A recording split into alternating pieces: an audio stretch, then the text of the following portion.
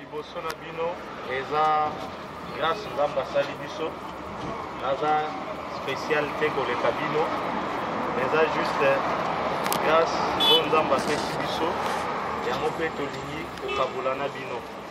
Balobi tenant au Bimisi, Mongo Bimi, il faut poser des questions. C'est un magicien ou c'est un serviteur de Dieu? Est-ce que Jésus a salam miracle à beaucoup de nous on approche à mon Dieu? Amen. Donc ce sont des pratiques sataniques telles que le frère vient de le dire. Ce que on est là, mon frère, il m'a dit que le na Brazzaville, tant qu'on te voit au côté à Katina Mbongi, Katia va voir ça. On va sacrer, on va se faire au salon. Amen. Si on approche de nous, comme on a permis, c'est une bouteille de vin. Donc ce sont des tours de magie qui se passent dans l'église. Donc Dieu nous bénisse. Question. Merci beaucoup mon frère. Là où tu es dans l'émission, c'est au lobby que Batim. Un pasteur va à droite pour tout le monde bâtir. Ndenge na lundi l'émission. Mais apôtre Paul, aloba qui n'a pas na Galate que bango va pesa qui nyonso. Bo suis pas les cas qui même au bazela qui na yango.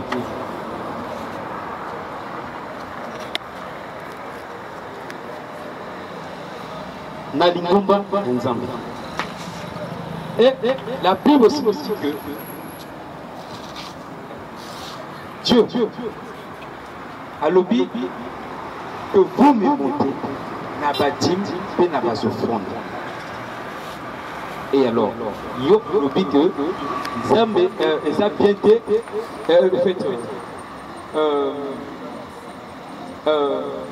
ça normalité la pasteur a demandé que mais la Bible nous dit que tous ceux qui ça y est n'a pas offrande n'a pas dit. Et alors je voudrais savoir parce que vous avez bouleversé ma sœur nous on a tout vraiment bon à ce c'est tout. Merci beaucoup mon frère. Bonne question nzambe apambola yo.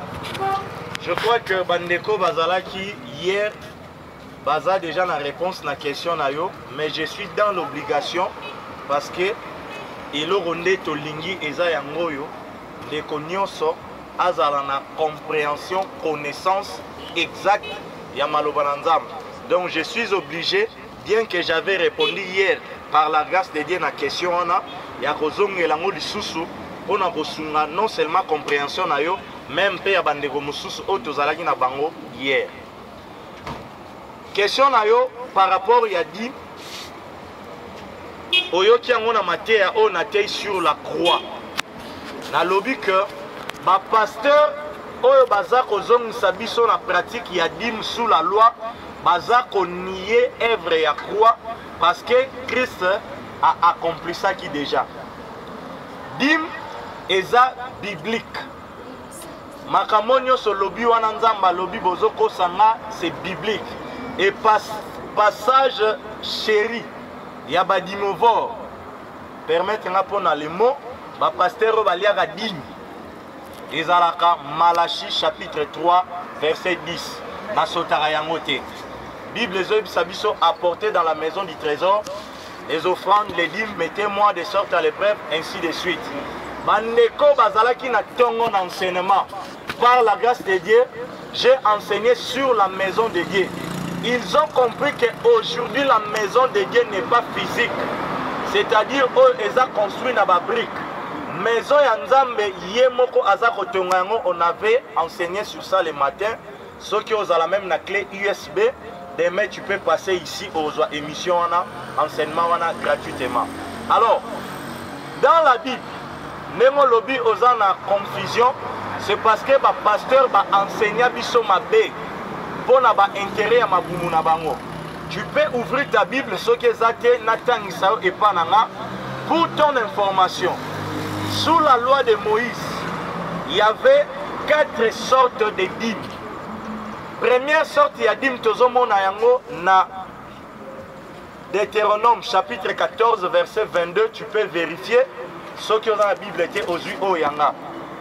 Nazo récité Yango pour gagner le temps, donner aussi la possibilité. Deutéronome 14 verset 22 à 26. Ok, tu n'as 26. 14, 22 à 26. Deutéronome 14, 22, au Kititi na c'est même tina ba 28. Et puis so yel sous na nombre 18. So ça ici les deux livres wana na ba verset na ba chapitre on a pesio Bible talara pendant la zoloba. Deutéronome 14 verset 22. 14 22. Bano tanga déjà 22. Je peux t'aider pour la lecture ou soit tu yomoro tanga. Attends. Ouais, vas-y. OK. Vas-y. Tu préleveras la dîme de tout ce que produira ta sémence, de ce que ton champ rapportera chaque année. OK. Claire. Les français facile. Tu comprends que tu prélèveras ta dîme chaque année. Continuez. Verset 23. Et tu mangeras devant l'Éternel, ton Dieu, à l'endroit qu'il choisira pour faire résider son nom. On t'a demandé de donner personne. Okay. On t'a dit quoi? Tu mangeras devant ton Dieu. Pour à l'endroit qu'il choisira pour faire résider son nom. Vas-y, continue. La dîme de ton blé, de ton vin nouveau et de ton huile. Merci mon frère, vous gagnez le temps. Vous ne pouvez pas poser ma question. Depuis na église na yo, babanda kote ya yo dîme. Pasteur na yo sabimi c'est là au verset wana. Téléphone na yo ngasi na simbango. Donc cela veut dire que verset wana ngate mutu na bakisi yango. Amen. Au trouver yango na Bible o eza na téléphone on na simate. Wana eza première sorte ya dit sous la loi de Moïse o ebane ko salama chaque année. Na Bible sous la loi de Moïse. Ebanaki ko salama que mutu yo moko ozala bilanga banyama ba huile o prélever ba biloko na yo nyonso. Soki place oyo fallait que kokumisa komo ya Nzambe za musika. Présence en Nzambe à l'époque na temple à Jérusalem. Nzambe a ordonné parce qu'à l'époque mbongo ezalaki oteki biloko na yo en échange na mbongo ozwi mbongo wana. Na suite ya version wana komona kenon yo na libota na yo boko kende na présence ya Nzambe, c'est-à-dire place oyo aponi pona okumisa kombo na ye. Na mbongo wana oyo moko okongoli ba biloko na yo. Le rôle la trajectoire eza musika à l'époque facilité à transport ezalaki te le rôle la lelo. Oteki yango ozwi mbongo wana yo mwasi na yo bana na yo soki pozana ba travailler bolie bosepeli na présence ya Nzambe. Na Bible na yo eza wana à l'époque sous la loi Nzambe a ordonnaki o leo tokobenga le rôle la bazododo ba whisky parce que c'est écrit dans la Bible que tu peux prendre même des liqueurs fortes. Alors, voilà la première sortie à dîme au Baneko Salama chaque année. Vous gagnez le temps quand chapitre 11 à l'Isoro Kiti. Au Yélisou le nombre 18. Au Sangisi Yango, au comprendre les 4 sorties à dîme et Zawana. Deuxième sortie à dîme et Baneko Salama chaque 3 mois. Et Baneko Pesama et Paï Yaba, pauvre, ba veuve, plutôt bah, étranger, veuve, na orphelin. Là, c'était lié à la loi sociale. Parce que Nzambe, aza Nzambe ya famille. Lelo toyebi yango ke mobali mutabundaka po na libota na ye. Mwasi oyo akufeli mobali, eza mwa compliqué yango Nzambe ye moko aza défenseur ya veuve. Donc, parmi ba loi o Nzambe atiaki, moko ya badim esengelaki ezongelaka ba veuve parce que aza na mobali te, ba orphelin. Parce que bazana papa te, topena maman lisusu te, et puis dim wana pe ezongelaka ba étranger parce que aza mupaya na mboka wana. Troisième sorte ya dim, ezalaki dîme oyo yo nzambe ye moko aordonnaki selon la loi epai ya bapeuple oyo tobengi lévitique. Sacerdoce eza ya nzambe me mingi tolobaka sacerdoce lévitique parce que balévite nde mutu bazalaki la seule tribu oyo nzambe atiaki à part pour na exercice sacerdotal. Parce que en Israël il y avait 12 tribus. Les 11 wana bazalaki na ba possession géographique na bango. C'est-à-dire bozala mabele na bino, bokoki ko cultiver, bozala ba biloko na bino. La seule tribu oyo bazalaki na possession géographique était en Israël, c'était la tribu de Lévi. Yango wana nzambe atiaki bango à part, sacrificature ezalaki ka réservé pour na bango. Troisième sorte ya dîme sikoyo, tous les 3 ans, bino ba tribu mususu oyo yo bosalaka, bozana banyama. Esengeli pe bopesa ba lévite. Sikoyo, 4e sorte ya dîme, ba pasteur bateyaka yango mabe pona ba intérêt na bango. Tomoni déjà que dîme liboso mutu ye moko azolia yango chaque année. Ya mibale epesami epai ya ba étranger, veuve na orphelin tous les 3 ans. 3e sorte ya dîme, tomoni que non, ezopesama epai ya ba lévite parce que nzambe mutu aordonnaki po bazalaki na possession géographique te. Sikoyo na Malachi 3:10 oyo lobi que na bouleversé yo, ba pasteur lelo ntango bayebisa biso apporter dans la maison du trésor. Mingi kutu balobaka maison du trésor wana eza temple. Mais so toye na Néhémie chapitre 10, tu comprendre que maison du trésor ezalaki magasin na kati ya temple. Donc ne tozanga na bandako na biso boye, toza na salon, chambre, cuisine. Donc maison du trésor ezalaki magasin moko oyoyo babandaki kobomba biloko nyonso oyo babandaki koya nango na temple. Donc Malachi chapitre 3 verset 10, à l'époque ezalaki passage moko oyo nzambe abandaki ko interpeller peuple oyo atiaki mise à part ba lévite. Bango bakomaki sikoyo soki bazwi dîme epai ya ba tribu mususu na place que bango pe balongola 1/10 na bango. Je précise bien, malgré à l'époque mbongo ezalaki, mais ba dîme nyonso na Bible ezalaki toujours en nature. Là je suis sous la loi de Moïse. Je ne sais pas jusque là si vous êtes d'accord. Je peux évoluer. Ok. Sikoyo bango tango bazwi eza le roi yo oza mutu ya tribu par exemple ya Benjamin. Opesi ngai santaba ekomi ya ngai nazwi yango dîme oyo opesi nga. Nga sikoyo pe na part na nga il faut na longola isu 1/10, c'est-à-dire le rôle la dintaba pona mema na temple. Pourquoi na temple?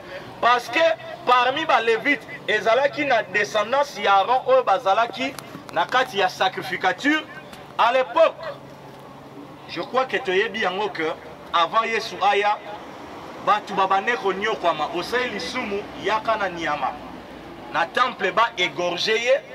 Donc ezali le rôle abattoir makila partout bamusu baza ko égorger misusu ko pangusa makila. Donc ezalaki mouvement à tout moment parce qu'il y avait plusieurs sortes ya ba sacrifices. Donc ezali na batu mbimba o bazalaki kaka attaché na kati ya temple. Donc yo siko lévite tant ozwi pensez pe na ndeko na yo oyo yo abimaka libanda ti aza libre te ya kozwa lokola yo. Bango siko ntango bazokanga yango yango nzambe aza kointerpele bango na Malachi chapitre 3 verset 10. Parce que tomoni ke peuple aza na ye libre, dîme na ye alie ye moko chaque année, apesi orphelin veuve, apesi lévite ye kuna asukoli maboko. Yo siko lévite mema na kati ya temple o kangi yango. Alors par rapport à la loi, pour que tu puisses dire, il faut comprendre le rôle de la loi. Fungou la Bible na yo na Galates chapitre 3 verset 23. Bible zoebisabiso que la loi a été comme un pédagogue, un guide pour nous conduire à Christ. Dans le verset 24, nous ne sommes plus soumis à ces guides. Voilà pourquoi Yesu Masia a confirmé en Matthieu chapitre 5 verset 17 que ne croyez pas que je sois venu pour abolir. Parce qu'il n'y a pas une contradiction dans la parole. Loi nzambe mutu atiaki yango a instituaki yango. Yango te comprendre rôle nango kezalaki po emema biso a Christ. Yesu siko tango aye a abolir yango te, a effacer yango te, mais a accomplir yango. Parce que tina ya loi ezalaki emema biso na Christ. Yango momona ke non, sous la loi ne na lobi, ba sacrifice bande ko salama. Osai lisumu. Yaka na nyama. Nyonso wana ezalaki juste préfiguration, préparation, aide, n'est pas ça illustration pas un écho, amema yo na destination. Parce que on a nyonso ezalaki ba solution moko provisoire pour na komema mutu na vraie rédemption, na véritable restauration. Yango remona que le dernier prophète Jean-Baptiste Tam aye sous la loi, ba pratique ezo salama. Ba tu ba moni mutu azole kanameye alobi voici l'agneau de Dieu, c'est lui qui ôte le péché du monde. Yesu mutu azole kanameye abenye l'agneau de Dieu. C'est par rapport à la mission d'accomplissement de la loi que Dieu avait établie. Alors, sous l'ancienne alliance, les temples étaient physiques. Dans Matthieu chapitre 24, nous sommes toujours sous la loi. Les disciples Yesu kitoko ya temple. Yesu a bango, voyez-vous tout cela, il ne restera pas ici, pierre sur pierre, et kobukana. Yangon enseignement lelo, tolobaki na Matthieu 16, 18. Pierre, après avoir comprendre par le Saint-Esprit que Mouto Bazotambulanae, c'est lui le Christ. Yesu a ébissé, je te dis que tu es Pierre. Sur ces rocs, je bâtirai mon église. Plus de détails, heureusement, on a enseignement. Donc par là, qu'est-ce que je vais te dire? Aujourd'hui, le temple n'est plus physique. Oyoyo, en accord, na verset Badimovo, utilisaka Malachie 3 disent que apporté dans la maison du trésor. Or, la maison du trésor était dans le temple physique. Aujourd'hui, à Jérusalem, ce temple n'existe pas. Parce que Christ, après 6 ans qui déjà que Jérusalem a détruit, et à rebâtir Yango Lelo, nous sommes les temples du Saint-Esprit. Quand nous nous réunissons, nous formons une maison spirituelle. Soyez dans Hébreux chapitre 7, verset 12. Pour confirmer ce que je viens de te dire, dans la Bible, Bible car le sacerdoce étant changé, il est aussi nécessaire que les lois changent. Dans les lois, Hébreux chapitre 7, verset 12. Les lois sous le sacerdoce lévitique. Sacerdoce est comme les lois universelles. Oyo tout chrétien a un sacrificateur.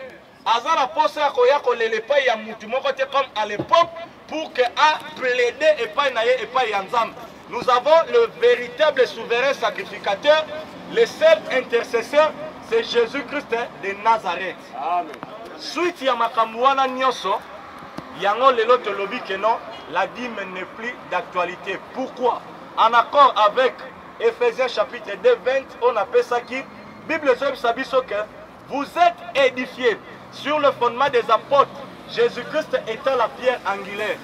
Église et potami na kokita ya molimo mosanto. Na acte des apôtres, tin apocalypse, tomoni aucun apôtre de Jésus-Christ est allié digne. Si tu as ce verset, tu peux me les donner. Donc, par rapport au fondement au biso toza bâti, tolobi amen, dim eza biblique. Mais par rapport à la dispensation au biso toza na yango, lokola tomoni yango na kati ya loi, comment peut baner ko salama na kati ya église lelo ezate yango tolobi que la dîme n'est plus d'actualité. Mais par contre, na matière ya kopesa na nouvelle alliance Bible sabiso que chacun donne comme il a résolu dans son cœur, librement, sans contrainte, car Dieu aime celui qui donne avec joie. Donc, ceux qui pasteurs, les loyaux en même biso na pratique ya dit aza à côté. Ne na uti ko expliquer yo moko tangi que non, bimi à chaque mois ya mbongo ne ba senga biso lelo ezalaka yango te. Na bakisi lisusu offrande y action de grâce comme enveloppe ya mbongo ezalaka na yango te. Ce sont des pratiques qui sont inspirées dans la cupidité na bango, en accord avec Philippiens chapitre 3, apôtre Paul, Azoeb Sabiso que non, ba ennemi à croix, autre outil côté à poser question, ils ont pour Dieu leur ventre. Yango mona que non mutoyer, à ça si photocopie à 200 francs, à imprimer yango à plastifier, à tekeli batukuna na 1500. Tout le monde mutoyer au loka braza na bisoa, Léopold Moutom. La kangi parenthèse, pour la rolobaboué. Dim eza biblique mon frère. Mais par rapport, il y a des marches auto sali na yo, to moni place na yango na kati ya église té. Parce que condition sous la loi de Moïse. Bible Zoeb Sabiso na Galates chapitre 3 verset 13, tu peux vérifier que tous ceux qui s'attachent aux œuvres de la loi sont sous la malédiction. Car il est écrit, maudit quiconque n'observe pas tout ce qui est écrit dans le livre de la loi. Yo siko yo lingi biso to pesa dim, to parcourir to mon dim l'église te retrouver en la loi. Na loi to moni chaque année. Frère, yo bando banda ko pesa dim. So lia dim ya yo moko. Donc cela veut dire que nyonso o pasteur alingi to sala. Tango eza conforme te na maloba na Nzambe to boyi, yango to condamner yango par la grâce de Dieu. Nous prêchons aux fidèles de soutenir l'œuvre de Dieu librement. Mais la meilleure offrande, est dans Romains chapitre 12. Offrez vos corps comme un sacrifice saint et vivant. Parce que le temple n'est pas physique. Quand tu offres ton corps, tu reçois le Saint-Esprit. Quand la trompette sonnera, tu seras enlevé. Ce n'est pas ce temple-là physique qui a été déjà détruit dans le passé. Voilà un peu d'une manière générale. Papa, excusez. On vient d'écouter à propos des offrandes des dîmes. Alors, après Jésus-Christ, apôtre Paul a marché comme Jésus. Lui aussi, il avait les 9 dons. 9 dons spirituels. Je ne sais pas si je me trompe. Pardon? Apôtre Paul, lui aussi, il a marché comme Jésus. Mais c'est le même apôtre. Permettez, avant de continuer ta question, tu es convaincu par rapport à ce que je t'ai dit? Oui, je suis convaincu par rapport à ce que tu viens de dire. Non, c'est que la Bible aussi a dit. Ce que la Bible a dit. À travers mon serviteur de Ce Dieu. que les Écritures nous ont démontré. Maintenant, Ok. tu vas continuer à payer ta dîme. Voilà pourquoi je veux rentrer en profondeur. Ok? Moi, oui, j'ai vu la parole. Tu m'as montré les Écritures. Mais toi, tu ne m'as pas démontré la dîme de chaque mois. De chaque mois. Bon, oui, C'est que tu exactement. pratiques là. Exactement. C'est là où je veux revenir. Apôtre Paul, il a marché comme Jésus. C'est même lui qui a dit, n'enlevez point, ni rajoutez point. Même, c'est lui, même l'ange, il descend du ciel. A essayé de la cause à la maudit. Maintenant, qu'est-ce que Paul voulait dire par là? Paul a dit, c'est lui qui travaille à l'hôtel, mange à l'hôtel. Voilà. Et dans l'évangile, c'est lui qui évangélise, doit aussi manger dans l'évangile. Oui, je peux te donner le verset. Galates chapitre 6, verset 6. La Bible nous dit que partagez vos biens na bateau bote abino maloba na nzambe. Donc cela veut dire que ndenge na telemi boy soki ndeko moko asombeli ngai mai na bino ezali cristal na kozwa yango avec joie parce que a pratiquer parole. Peut-être 500 francs na ngena somba mai et fani ndeko apesi nga. C'est de cette manière que je vis de l'évangile. Ce n'est pas que nazwa aussi Galates chapitre 6, je vous ai prêché la parole, donnez-moi. C'est la responsabilité à toi, l'écouteur, Mouto Zoyoka. Il y a repéré ça. Parce que je travaille dans l'hôtel. Oui, effectivement. Bien. Concernant l'évangile, même apôtre Paul dit, donnez ce que vous avez. N'est-ce pas? Donnez ce que vous avez. Donnez ce que vous avez. Pour l'œuvre de Dieu. Lui, il a demandé. C'est comme on fait à l'église. Non, ne quittez pas le fond de ta question. On parlait de la dîme. Mais tout ça, ça revient de la même chose. Non, Paul ne parle pas de la Bible. Dans la Bible, il y a des versets où je peux te démontrer que Paul a dépouillé d'autres églises pour soutenir d'autres. Donc cela veut dire que au moins na église ya Kinshasa, tous a déjà assise na assemblée par rapport à œuvre auto sala. Donc il y a eu de bien-aimés au balobi que frère nenge okerotia maloba na nzambe biso to pesio mbongo oya transport bato nyonso bakoya koyoka maloba na nzambe bo déranger bango te oya kozanga transport pesa bango. Donc c'est biblique parce que on a déjà si ba comprendre vision baza pe na posa évangile et côté à côté ba soutenir œuvre. Mais là il y a pas la Bible. Donc ils ont donné de leur argent non pour que bah enrichir mais pour que bah soutenir œuvre. Là c'est biblique. Et puis par rapport à prédicateur, verset au prédicateur azolia. Et ça on Galate 6:6. Mais ça librement la ngambu na bino ba fidèle. Et ça tel roi lelo mutakei des versets abania appel de fond frère yaka. Mais non, c'est faux. Ce sont des voleurs. Ils sont des voleurs, des sorciers même. Amen. Amen. Les autres, des voleurs, des sorciers. Mais la Bible nous dit, qui es-tu pour juger ton frère? Je vais te répondre par un verset que tu avais cité. Tu venais de nous dire tout à l'heure que Paul a dit, même si un ange du ciel vient vous prêcher un autre évangile que ce que vous avez reçu, qu'il soit anathème, c'est-à-dire Allah que la mamabé. Donc, les anathèmes, tu n'as pas la bango. Déviation, il y a parole, ou on a combo ya yesu et memi bango, na la que mabé. Donc, on a juste pour rappeler bango état. Na bango wana o ba lakela mi mabe na déviation ya évangile. Donc muto lakela mi mabe abokende listelo azandoki yango tozo bele la bango ba se repentir. Je n'insulte personne. Kuna azote ya ba mama yake bakisa 8 nzamba kosaela yo na croisade oyo kotisa nzambe nyongo na alliance osala offrande moko ya ouverture na ya fermeture. Bon, wana ye mutalobi. Si on attend na ye, na vérifier la écriture, na obaxilo verset mo peut-être bossa na kolobananga ngo. Bolobango bingi ne juger point. Mais je crois que bossa na ki. Mais ngana jija kabango non pour naza opposer à la police. Parce que Bible est l'homme spirituel juge de tout. Donc, tant on a yo qui voici l'homme, Nathalie A.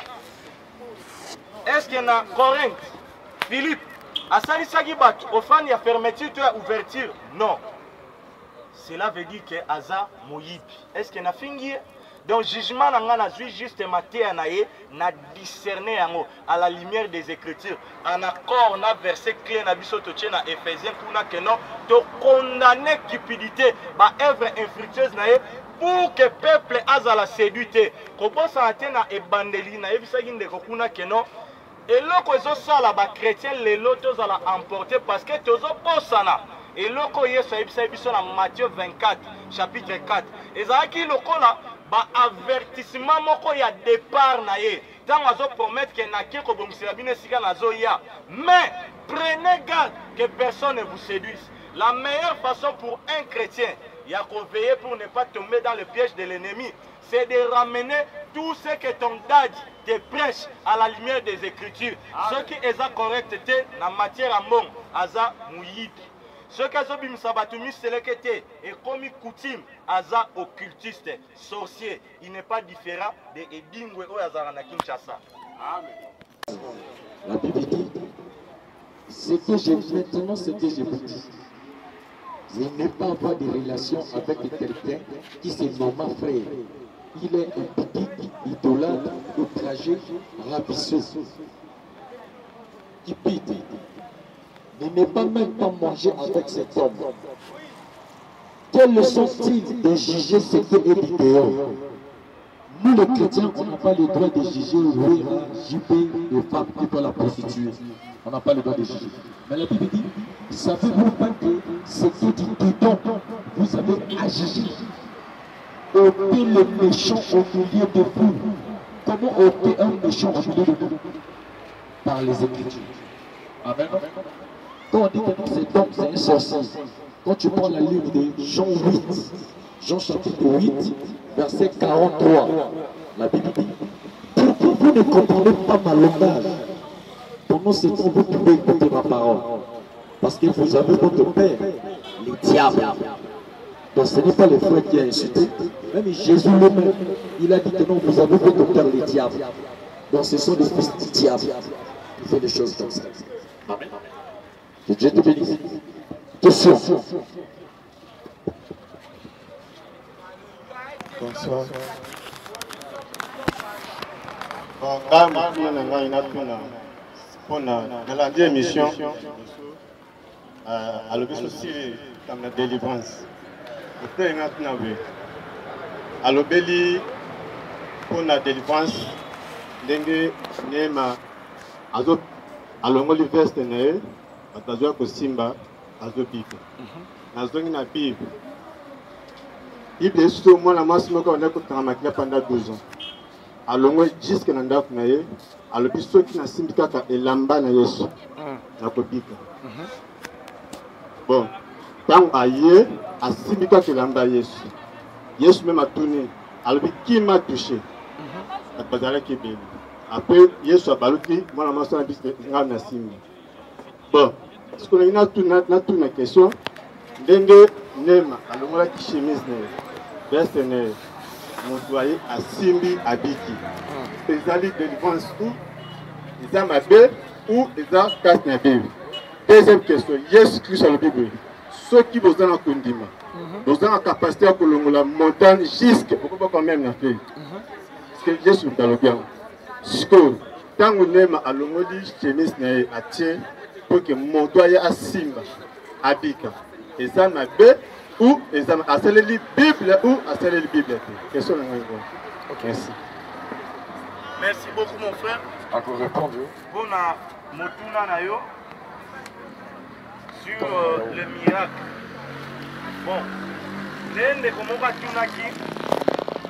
Na olinga répondre par rapport à ma conviction nanga, mais par rapport à Malobananzam. Bandeko bazali na tongo balandaki enseignement to brosaki par la grâce de Dieu ba point au mususu na kati église Yesu Masia lokola ye moko mutasali makambo nyonso na nguya ye moko mutaopesa tango otina ba disciple na ye aloba aller partout prêcher la bonne nouvelle atindi bango na mteke non bokende côté ya miracle parce que baté ya miracle neni a commis déjà croisade de guérison miracle. Là, tu prêches le miracle et non le royaume. Parce que qui t'a dit que ce jour-là, il y aura des aveugles, on va recouvrir vie na bango, va boiter au marché. C'est là déjà, et là que non, yemoro aza sur na ba numéro nae. Parce que miracle, il faut accompagner et ça comme surprise. Maintenant, manda yesu tang ati na ba disciple ayebisi bango, bokende côté ya royaume. Dans votre royaume, comme vous avez reçu ma parole, mon onction gratuitement, donnez aussi gratuitement. Moi, je condamne ce que Néma Sikate n'a fait parce que pour aussi ma veste wana, il fallait qu'on foute $20 na Brésil. Et ils ont pratique à Salayango malamon côté. Ils ont la pratique occulte et belé à part ya veste.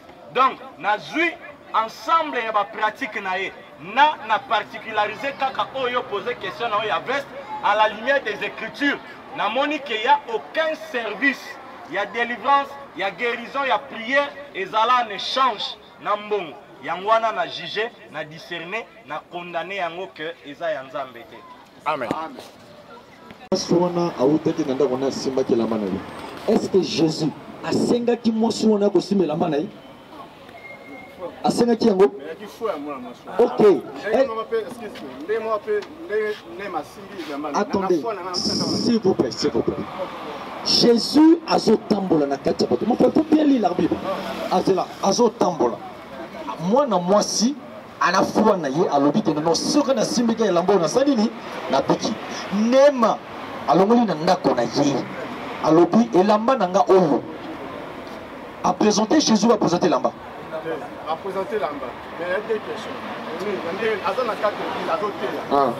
Et comme il y a la délivrance, à l'ongole l'amba. Et après, on a l'ongole pas la foi. Mais il y a simbe l'amba.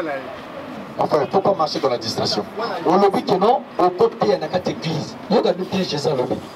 Luc 9, verset 1er. Jésus ayant assemblé les 12, alors a donné la force et le pouvoir. Et leur envoya prêcher le royaume de Dieu. Vous comprenez? Nanaï na cette église, il y a le royaume de Dieu. La Bible dit Jésus ayant envoyé sa parole et la parole a guéri. Mon frère, l'île me dit que l'amba qui sont déguisés. Yo tu vois et lamba ya un homme. Est-ce que, s'il vous plaît, est-ce que Jésus, alors qu'il n'a pas de bâtir froid et lamba naïe, ou de bâtir froid la parole? Ok, ne m'a écouté. Tu vois maintenant là où tu tombes toi-même. Ne m'a écouté. Jésus a écouté. Jésus passait, mon frère.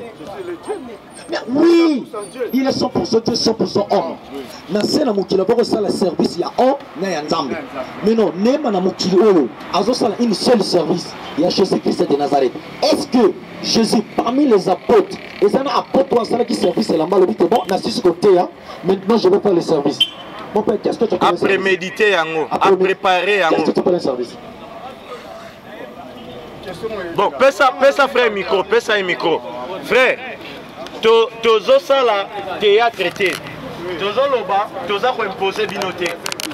Non seulement batouaze belé par rapport à tout ce qui est to expliquer yo, yebisa biso point de vue na yo eza ning na égard ya neema. Parce que tu es libre d'accepter ou de refuser de passer micro na mutu musu. Yebisa biso na auto expliquer yo quelle est ta position. Non, c'est au lobby, je suis d'accord. Mais dans une cas, la Bible. Si vous êtes d'accord, répondez nga. Neema za ya nzambe to za ya nzambe te. Bible lobby ne cherche pas. Si vous avez besoin de ça là, eza jugement te. Na utu ko expliquer jugement que eza ko discerner, ko séparer. L'homme spirituel juge de tout. Si tu n'es pas chrétien, tu n'as pas le droit de juger. C'est pas grave. Il y a même tout commis. Le problème est ça que, mon frère, tu es dans les sentiments. Tu es dans les sentiments. Ok. C'est ce qu'on avait expliqué, c'est un cas isolé. Et tu verras que mon frère, même dans le cas Kawana isolé, il y a se servir à la surprise. Mais Néhem a déjà annoncé il y a qu'à 6 mauvaises $20. Il n'y a pas Dieu. Il y a quelque chose qui se cache derrière. Voilà. Voilà, tu peux passer le micro, mon frère. Passez le micro. Question. Papa, excusez. Je vais poser une question. Question, il y a vraiment une question. Il est arrivé que on a ça là. Question, c'est-à-dire les préoccupations. Ok. Mon a gagné quelque chose. À mon nom, il faudrait que ça la dîme. Alors, parfois, partie à mon monaïe, à son lit, chaise, ou bien, micro, ou bien, l'homme, à qui a péci la katia, l'église comme dîme. L'air a péci. Par l'ignorance, a évi et tatan, il y a pasteur ou anadi. Ou bien, a évi fondement de l'église ou anadi, l'air a péci, dîme, a évi. Est-ce Dimbo ya Teswana, à constater quel résultat. Dans l'ignorance, il y a eu des pécidimes dans le sens que Zambé a pas moulé. Mais il y a des pécidimes soit pasteur, on a soit Zali pour la loge. Donc, on va mater. Soit on a la salut, on a la récompense, on a Zambé ou pas. Question à Ok. Merci beaucoup, mon frère, pour ta question. Bible Sabiso. Mon peuple périt faute de connaissances. Question on a me posé en haut, Mouto azana ignorance. A récupérer au périr, au koufa. Yango pe au monde que bateau nyos ba pesa ka badim. soki botali na bapayen toza na bango awa na Brazzaville baleki financièrement bato bapesaka badile. Donc c'est pour dire que oza pauvre bakosi yo ke dime kopambola yo lokola dime pambolaka te po eza pratique moko ya église te, ignorance na yo eza koboma yo lisusu misère plus. Amen. Donc l'effort ya kosala eza ntango oyoki boye ya komitika vérité et rendre yo libre. Amen. Parce que dime epambolaka nango te mpo na Bible na église eza nango na place te.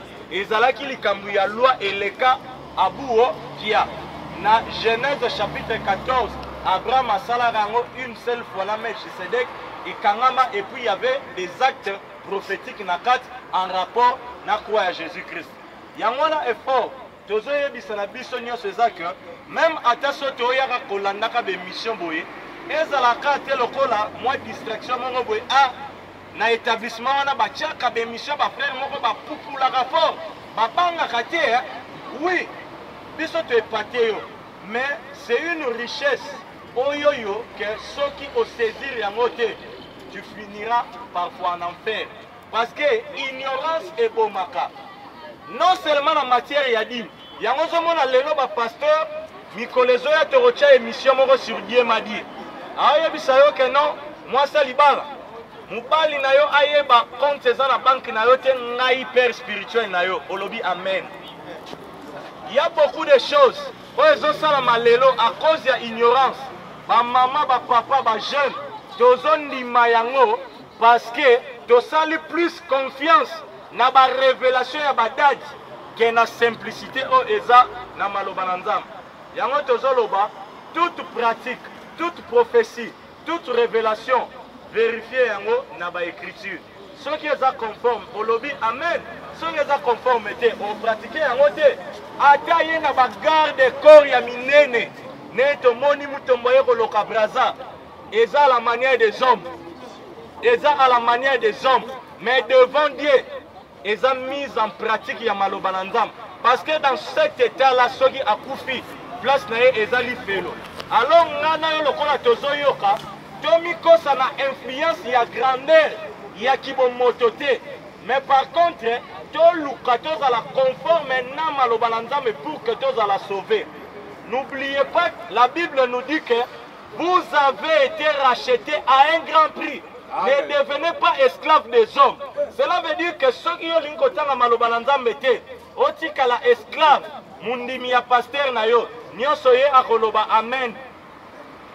Oza déjà kobongama malembe vers l'ifelo.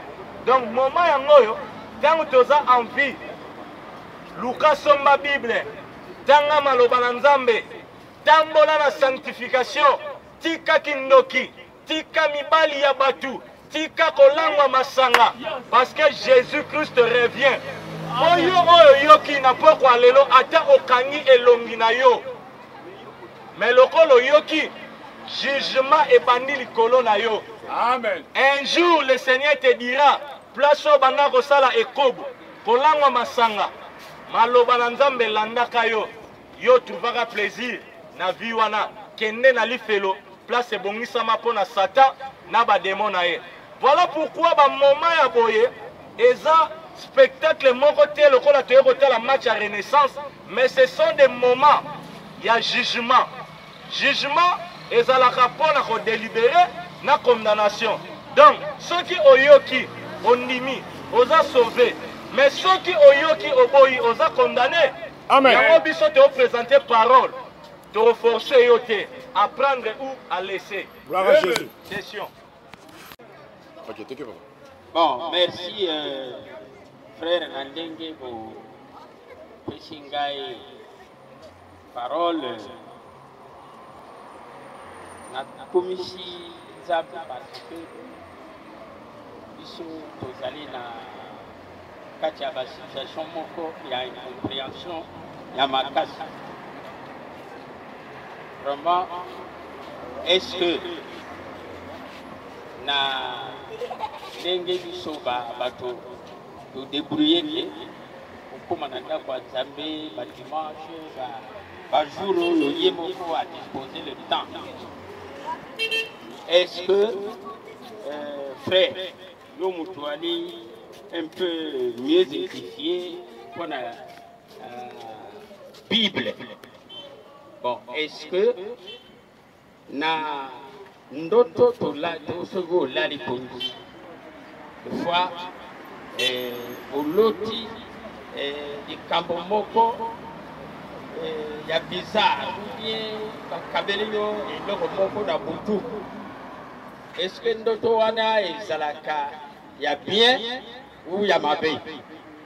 Na dingi na yeba entre ndoto yo olotaka na accomplissement oyo deux fois isalabaka na moi omonaki na butu me na moi à peu près